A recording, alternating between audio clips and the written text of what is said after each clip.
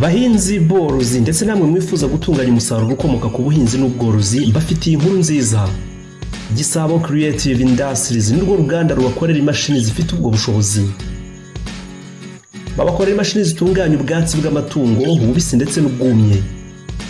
Babakorera imashini zihungura zikanakobora ibigori, zisya amasaka, imyumbati, insenda, ubunyobwa, amamera, soya ndetse n'ibindi. Niba ukeneye izi mashini rero bahamagare kuri 0788312521 cyangwa 0788288934. Gisabo Creative Industries, igisubizo mu gutunganya ibijyanye n'ubuhinzi n'ubworozi ndetse n'umusaruro ubikomokaho.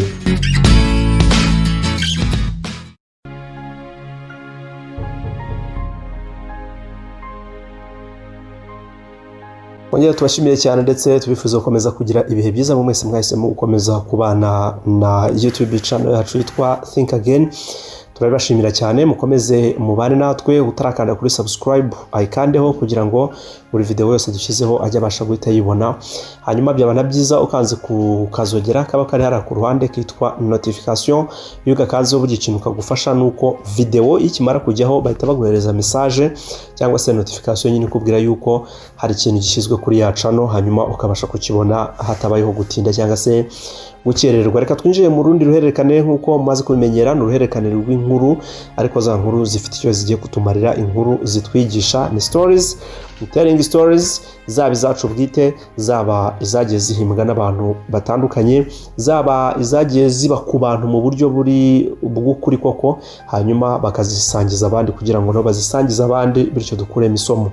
Inkuru uyu munsi rero ngiye kubabwira ni y'umugabo w'umusaza wari umukire cyane, ari umukire, afite amamodoka, afite amazu, afite ubukungu, afite inganda, mbega afite ubukungu bwinshi cyane. Aza kugira gutya, ariko mbere yuko aza guhura n'ikibazo yaje guhura nacyo, yarari mu munezero we n'umugore we, bakundana bishimye babanye, ariko umugore we nawe yarakuze. Bose basaga nkaho bari mu zabukuru. Umugore ntabwo yarakuze cyane pa raporo y'umugabo, umugore yarakiri muto, yari ubona agifite imyaka myinshi yo kubaho. Noneho umugabo aza kujya kwa muganga, agiye kwa muganga bagiye kumuvura, bamukora kumusuzuma nyine consultation. Umudokiteri aza kumubwira yuko indwara arwaye asigaje igihe gito kugira ngo apfe, nta n'ikindi kintu bashobora kumukorera usibye gutegereza ko igihe cyo gupfa cye gishobora kugera. Yari indwara ikomeye, indwara imutera kugira paralize, akaba paralize ibice by'umubiri gukora bikanga, ariko asigara abasha kuvuga n'ubwo ibindi bice by'umubiri bitakoraga. Bamuhaye igihe kingana n'umwaka, bavuga yuko nyuma y'umwaka umwe ashobora kuba amaze gupfa. Nuko arataha agera mu rugo, umugore atangira kumwitaho. Urumva umugabo nta kintu yakibasha gukora, kugenda ntiyarakibibasha, no kumuterura, ibyo kurya ntiyarakibasha gufata ibyo kurya ngo atamire, no kumutamika nk'umwana. Umugore we akomeza kugenda amwitaho, akabikora nk'amezi 2 yonyine. Nyuma y'amezi 2 umugore atangira kumva acitse intege, atangira nyine kutamwitaho, atangira kumubona nk'umutwaro, atangira kuvuga ati ubundi yagize vuba agapfa, nyine atangira kumurambirwa kwa. Umugabo rero biramuyobera.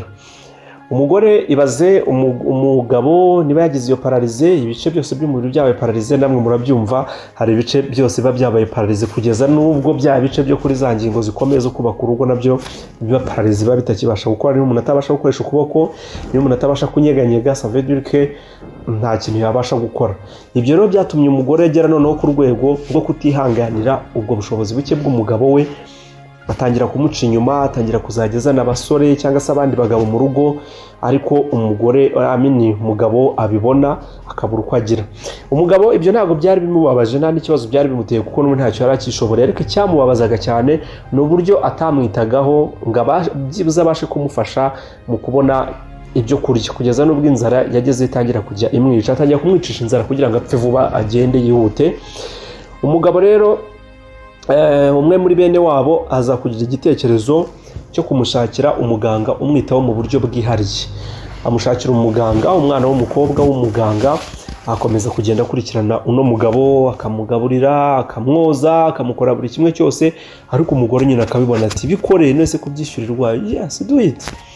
umukobwa akomeza arabikora ariko akomeza kuganira n'uyu musaza, umusaza amubwira icyo akeneye, umukobwa akimushakira, amubwira uko yiyumva, umukobwa amufasha, amubwira ko ashonje, umukobwa amuha ibyo kurya, mbese amwitaho aranamuhumuriza. Uwo muganga akomeza kugenda amuhumuriza ati humura n'ubuzima buri mu marembera yawe, ariko tujye dufata n'umwanya dusenge. Agafata umwanya akamufatanya gusenga, akamusengera, mbega amusabira kugira iherezo ryiza. Uko iminsi yagiye yicuma, wa musaza atangira kugenda yumva yishimira umwana w'umukobwa urimo amwitaho, atangira kumva amwishimira cyane kugeza n'ubwo yumvise amufashe nk'umwana we, kuko nta n'umwana bari bafitanye na wa mugore wundi.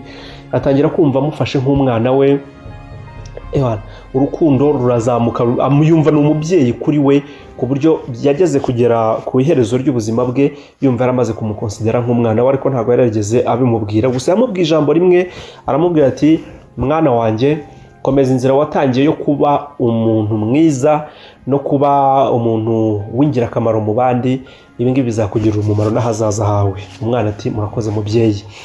Igihe cyarageze rero, wa musaza aza gupfa kubera uburwayi nyine, aza gupfa. Amaze gupfa baramushyingura, bamaze kumushyingura, wa mumama nyine arishima cyane, nyina nubwo atabigaragazaga ko yishimiye ko umugabo wapfuye, ariko mu mutima yari afite umunezero, kuko yumvaga yuko nyine uko byagenda kose agiye kugira gute, agiye kwegukana imitungo ya wa musaza, hanyuma agatangira kuyiryohamo n'abandi bagabo be. Ubwo rero murabizi yuko mu bihugu byateye imbere usanga abantu bafite aba lawyers, abavoka be, abanyamategeko babo. Yari amufite nawe, yari yaramwandikiye uburyo imitungo ye izakoreshwa, ariko abimubwira, yarabimubwiye agenda byandika, arabimubwira agenda byandika, ariko akaba yarabimubwiye muri cya gihe yari amerewe nabi, muri bya bihe umugore batamwitagaho. Muti byagenze gute rero? Umunyamategeko yahamagaye wa mugore we, ahamagara n'abafamiliye be, abagize umuryango we, ahamagara na wa muganga wamwitayeho, arababwira ati muze mbasomere ibyo muzehe yavuze ku bijyanye n'uko imitungo ye izakoreshwa. Atangira asoma ibaruwa ati mw'abantu mwe rero, mwe musige mu mitungo yanjye cyangwa se mubifite mu nshingano, ndagira ngo mbabwire uko imitungo yanjye igomba gukoreshwa.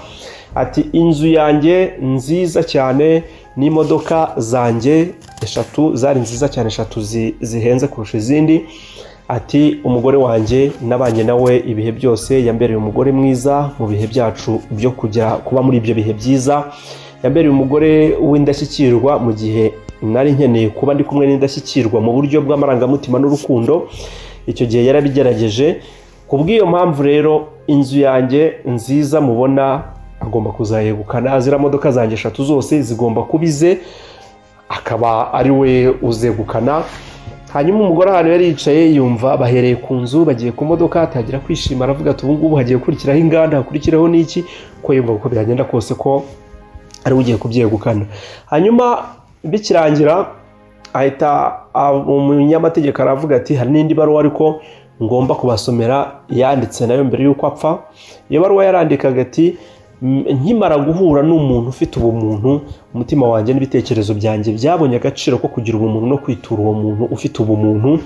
Ati nahuye n'umuganga wanyitayeho mu gihe nta muntu n'umwe wari ukeneye kunyegera, nahuye n'umuganga wanyitayeho mu gihe umugore wanjye w'isezerano atari kibasha kuba yanyerekeza amarangamutima ye, mu gihe umugore wanjye w'isezerano yakoreraga ibyangwa n'amaso yanjye imbere yanjye, yazanaga abagabo mu rugo, mu gihe umugore wanjye yabigenzaga gutya na gutya, mbega agaruka muri bya bintu byose yamukoreye.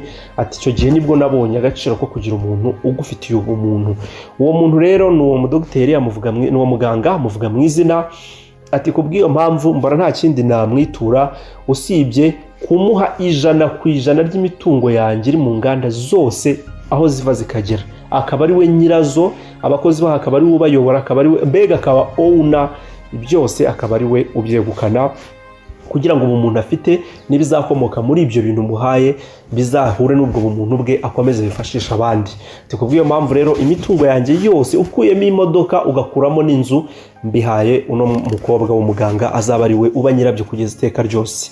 Ati ngana ku musozo rero, umugore wanjye impamvu muhaye iriya nzu nkamuha n'iriya modoka, nuko yabigenzemo inshuro zirenze imwe, nuko iriya nzu yayibayemo, n'imyaku n'ubugome bwe bwose bishobora kuba byarakukiye muri iriya nzu. Nta wundi muntu nayiha usibye nyiri kugira iyo myaku, cyangwa se nyiri kuba yarafite iyo kamere mbi n'uwo muvumo yawuteye muri iyo nzu no muri ziriya modoka. Niyo mpamvu mbimweguriye kugira ngo agende agwane ku gasi n'iyo myaku ye n'ubwo bugome bwe.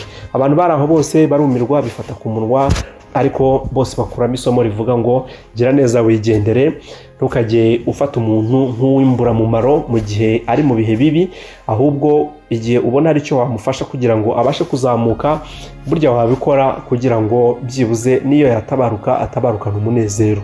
Umunsi rero uzagira gutyo ukumva uri muri uranena runaka na runaka kubera ibihe barimo, ubanza wongera utekereze. Umunsi uzicara ukumva, njya numva ngo bibaho, ukumva hari abana bagenda bakagira amafaranga bagakira, ariko akagira ipfunwe ryo kuvuga yuko umubyeyi runaka ari umubyeyi we, ku buryo agera akanamwihakana ku buryo bweruye. Umunsi uzagira gutyo ukumva iryo jwi ribi ririmo riraza mu bitekerezo byawe, you have to think again. Nicyo kintu cy'ingenzi uba ukeneye gukora kugira ngo ejo utazasigara wicuza, kuko burya umuntu ni umuntu, kandi umuntu akeneye ubumuntu kugira ngo nawe abashe kugira uwo mutima urimo akanyamuneza ndetse no kwifuza kugirira neza abandi. Reka nsoreze ahangaha, buri umwe afite isomo yakuramo. Muri komantere bari twandikira tukarisangira, tugakomeza kugira ibihe byiza. Namwe mukomeze kugira ibihe byiza. Murakoze.